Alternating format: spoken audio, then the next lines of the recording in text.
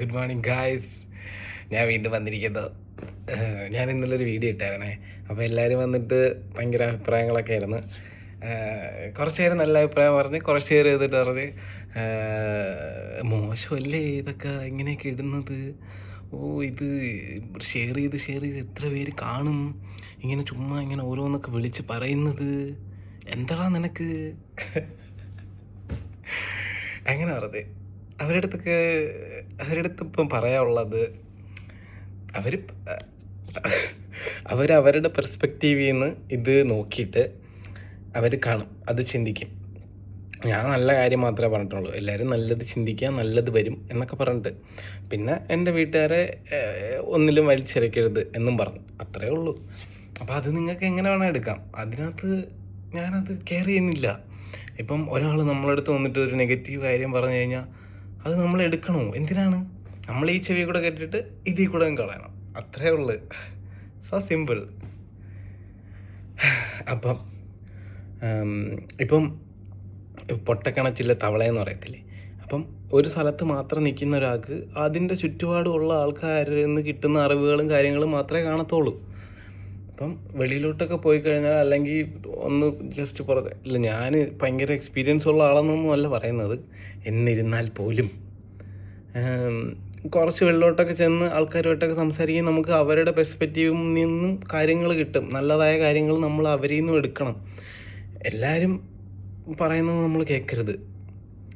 അതുകൊണ്ട് എക്സ്പീരിയൻസിൻ്റെ കാര്യം പറഞ്ഞപ്പോഴാണ് ഞാൻ എൻ്റെ ഫസ്റ്റ് ജോലിക്ക് പോയത് എറണാകുളത്താണ്.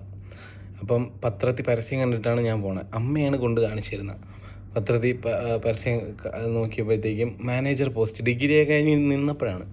അപ്പം ഞാൻ നോക്കിയപ്പോൾ മാനേജർ കള്ള, ഒരു മാനുഫാക്ചറിങ് കമ്പനിയിൽ മാനേജറായിട്ട്. അപ്പം ഞാൻ അവരെ വിളിച്ചപ്പോൾ പറഞ്ഞ് ഇൻ്റർവ്യൂവിന് പോകാമെന്ന് പറഞ്ഞു. അങ്ങനെ ഞാനും അമ്മയും കൂടെ പോയി, ട്രെയിൻ കയറി എറണാകുളത്ത് പോയി. എറണാകുളത്ത് നിന്നിട്ട് ഇൻ്റർവ്യൂ അറ്റൻഡ് ചെയ്ത്. അപ്പോൾ അവർ പറഞ്ഞ് ഗുഡ്, കൊള്ളാം, സെറ്റ്. അങ്ങനെ ഞാൻ ചോദിച്ചു ജോലി എന്തരായിരിക്കും, എങ്ങനെ ആയിരിക്കും. ഞാൻ ഫസ്റ്റ് ആദ്യമായിട്ടാണ്, എക്സ്പീരിയൻസ് ഒന്നും ഇല്ല, അപ്പം എനിക്കറിയത്തില്ല, സ്ക്രാച്ച് ചെയ്യാൻ തുടങ്ങിയാണ്. അപ്പം അവർ പറഞ്ഞാൽ നമ്മൾ വിളിച്ചറിയിക്കാം. അങ്ങനെ ഞാനും അമ്മയും കൂടെ വീട്ടിൽ വന്നപ്പോഴത്തേക്ക് ഇവർ വിളിച്ച്, അഭിനവല്ലേ, ഇൻ്റർവ്യൂവിൽ സെലക്ട് ചെയ്തിട്ടുണ്ട് കേട്ടോ, നാളെ നിങ്ങൾക്ക് വരാം, ഏറ്റവും അടുത്ത ദിവസം തന്നെ നിങ്ങൾ അങ്ങോട്ട് വരണം, അല്ലെങ്കിൽ പിന്നെ ഫില്ലായി പോവും വേക്കൻസി, അപ്പം ബുക്ക് ചെയ്തിട്ടേക്കണം അക്കോമഡേഷനും എല്ലാം, പെട്ടെന്ന് വരണം. അപ്പം ഞാൻ എന്ത് ചെയ്തു, ആദ്യമായിട്ട് ജോലി കിട്ടുകയല്ലേ, എല്ലാവരെയും അറിയിക്കാമെന്ന് പറഞ്ഞിട്ട് ഞാൻ നാട്ടുകാരെയും വീട്ടുകാരെയും ബന്ധുക്കളെയും എല്ലാവരെയും വിളിച്ച് പറഞ്ഞ്, എനിക്ക് ജോലി കിട്ടി, ഞാൻ നാളെ പോവുകയാണ്, എറണാകുളത്താണ്, മാനേജറായിട്ടാണ്. അങ്ങനെ അവിടെ ചെന്ന് അപ്പോഴത്തേക്ക് എന്നെ ഒരാൾ വിളിക്കാനൊക്കെ വന്ന്. അപ്പം അക്കോമഡേഷനൊക്കെ കാണിച്ചു തന്ന്, എന്നിട്ട് പറഞ്ഞ് ഇവിടാണ് നമ്മുടെ ഇതെല്ലാം. അപ്പം ഞാൻ ചോദിച്ച് ഓഫീസൊക്കെ അത് പിന്നീട് പറഞ്ഞുതരാം എവിടാണ് എന്നൊക്കെ പറഞ്ഞ്. അങ്ങനെ എൻ്റെ പറഞ്ഞ രാവിലെ 8 മണിയാകുമ്പം ഇവിടെ താഴെ ഇറങ്ങി വരണം, ഇവിടെ നമ്മളൊരു മീറ്റിംഗ് ഉണ്ട് എന്നൊക്കെ പറഞ്ഞു. അപ്പോൾ ഞാൻ കുളിച്ച് റെഡിയായി, ഭയങ്കര എക്സൈറ്റഡ് ആണേ. പുതിയ ആദ്യത്തെ ജോലി, പൈസ കിട്ടും. അങ്ങനെ രാവിലെ കുളിച്ച് കഴിഞ്ഞ് വന്നപ്പോഴത്തേക്കും നോക്കിയപ്പോൾ എന്തിനാണ് എല്ലാവരും കൂടെ വട്ടത്തിൽ നിൽക്കുന്നു, മറ്റേ ക്ലാപ്പ് അടിക്കുന്നു. ക്ലാപ്പ് അടിച്ചിട്ട് എല്ലാവരും ചിരിക്കണം. അങ്ങനെ ഓരോരുത്തരും ഓരോ എക്സ്പീരിയൻസ് പറയുന്നത് എനിക്ക് എന്നിട്ട് മനസ്സിലാവുന്നില്ല കേട്ടോ, ഇത് എന്തൊരു സംഭവം എന്നറിയാൻ വയ്യ. ഞാൻ വിചാരിച്ചു ഇനി ബ്രീഫിങ്ങോ കാര്യങ്ങളോ എന്തെങ്കിലും അങ്ങനെ വല്ലതും ആയിരിക്കും.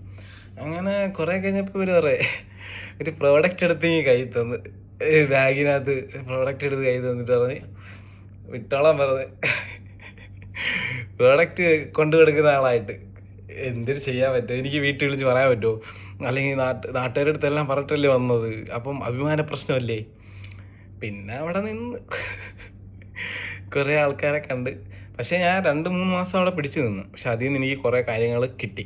അതിൽ ഞാൻ ദൈവത്തിനോടാണ് നന്ദി പറയുന്നത്. കാര്യം അന്ന് രാവിലെ എണീക്കുന്നു, നമ്മൾ ഇതേ കണക്ക് ഗ്രൗണ്ടിൽ മീറ്റ് ചെയ്യുന്നു, ചിരിക്കുന്നു, കണ്ണാടി നോക്കി ചിരിക്കുന്നു, ക്ലാപ്പ് അടിക്കുന്നു, ഇത്ര പ്രോഡക്റ്റ് തരും, കയ്യിൽ പൈസ തരും. പൈസ എന്ന് പറഞ്ഞാൽ വണ്ടിക്കൂലിക്കുള്ള പൈസ. റൂട്ട് നമ്മൾ തിരഞ്ഞെടുക്കണം. മീൻസ് നമുക്ക് എവിടെയാണോ പോകാനുള്ളത് റൂട്ട് തിരഞ്ഞെടുക്കണം. അപ്പം അങ്ങോട്ട് പോകാനുള്ള പൈസ അവർ തരും. ബാക്കിയുള്ളത് നമ്മൾ ഈ പ്രോഡക്റ്റ് സെയിൽ ചെയ്തിട്ട് നമ്മൾ ഉണ്ടാക്കണം. അങ്ങനെയൊക്കെയാണ്. കുറേ ഡയലോഗ് ഉണ്ടായിരുന്നു അവർ പഠിപ്പിച്ചു തന്നെ. അതാണ് നമ്മൾ കസ്റ്റമറെ കണ്ടിട്ട് ഓരോ വീട്ടിൽ നിന്ന് തെറ്റിയിട്ട് ചോദിക്കണം. ഞാൻ അങ്ങനെ ഓഫീസുകളിലായിരുന്നു പോകണം ഇഷ്ടം പോലെ. ഓഫീസിൽ നിന്നിട്ട് ഞാൻ എന്നിട്ട് പറയും, മാഡം ഇത് എടുക്കണം. അവസാനം കരയൊക്കെ ചെയ്യട്ടെ, ചിരിച്ചൊക്കെ കാണിക്കുമ്പോൾ കുറേ പേരൊക്കെ എടുക്കുമായിരുന്നു. അതേ കണക്ക് ഇഷ്ടം പോലെ ആൾക്കാരെ ഞാൻ മീറ്റ് ചെയ്തു ആ സമയത്ത്. പോസിറ്റീവായിട്ടുള്ള ആൾക്കാർ, നെഗറ്റീവായിട്ടുള്ള ആൾക്കാർ. ഒരു ചേച്ചി, ഞാൻ വീട്ടിൻ്റെ അകത്തോട് ചെന്നപ്പോഴത്തേക്കും ചേച്ചി അവിടെ എന്തോ ചെയ്യായിരുന്നു. അങ്ങനെ നോക്കിയപ്പോൾ ഒരു കൊടുവാളായിട്ട് വരുന്നു. ഡേ, നീയൊക്കെ മറ്റേ ഇല്ല ഗ്രൂപ്പിൻ്റെ ആൾക്കാരല്ലടാ, കഴിഞ്ഞ അതിന് ഒരു പാത്രം കൊണ്ടുവന്നിട്ട് അത് കൊള്ളത്തില്ല അതൊക്കെ പറഞ്ഞിട്ട് സീൻ. പിന്നെ ഞാൻ ഓടി അവിടെ ഇറങ്ങി. അതേ കണക്ക് നമ്മൾ ഓരോ ആൾക്കാരിൽ നിന്നാണ് നമ്മൾ ഓരോ സാധനങ്ങൾ മനസ്സിലാക്കണം. അപ്പം പറഞ്ഞു വന്നത് എന്തിനാണ്, ഓരോരുത്തർക്കും ഓരോരുത്തരുടേതായ പെർസ്പെക്റ്റീവും കാര്യങ്ങളും ഉണ്ട്. അപ്പോൾ നമ്മൾ അവരെ അക്സെപ്റ്റ് ചെയ്യുക. നമുക്ക് വേണ്ടതാണെങ്കിൽ നമ്മൾ എടുക്കുക, അല്ലാന്നുണ്ടെങ്കിൽ നമ്മൾ ഇതിലേക്കൂടെ കേട്ടിട്ട് ഇതിലേക്കൂടെ കളയുക, അത്രേ ഉള്ളൂ. പിന്നെ കുറച്ച് പേരെൻ്റെ അടുത്ത് ചോദിച്ച്, നിനക്ക് എന്താ വയ്യ, നീ ഇത്ര സാലറി ഒക്കെ കളഞ്ഞിട്ട് നാട്ടിൽ വന്നിട്ട് എന്ത് ചെയ്യാൻ പോണ്?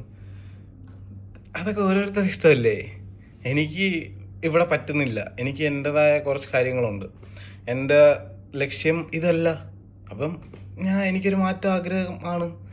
ഇത് പിന്നെ റേസൊന്നുമില്ലല്ലോ ജീവിതം എന്ന് പറയുന്നത്, ഓടിത്തീർക്കാനായിട്ട് പെട്ടെന്ന്. അതുകൊണ്ട് കുറച്ച് സ്ലോ ആയിട്ട് നമുക്ക് പയ്യെ പോവാം, പോരേ. അപ്പം എല്ലാവർക്കും നന്ദി. Thank you for understanding me. Love you guys. Stay tuned. നമുക്ക് അടുത്ത വീഡിയോ ആയിട്ട് കാണാം. ഇത് നിങ്ങൾക്ക് താങ്ക്സ് പറയാനായിട്ട് വേണ്ടി മാത്രമാണ്. നിങ്ങളുടെ ചിന്താഗതി അറിഞ്ഞതിൽ സന്തോഷം. Bye bye.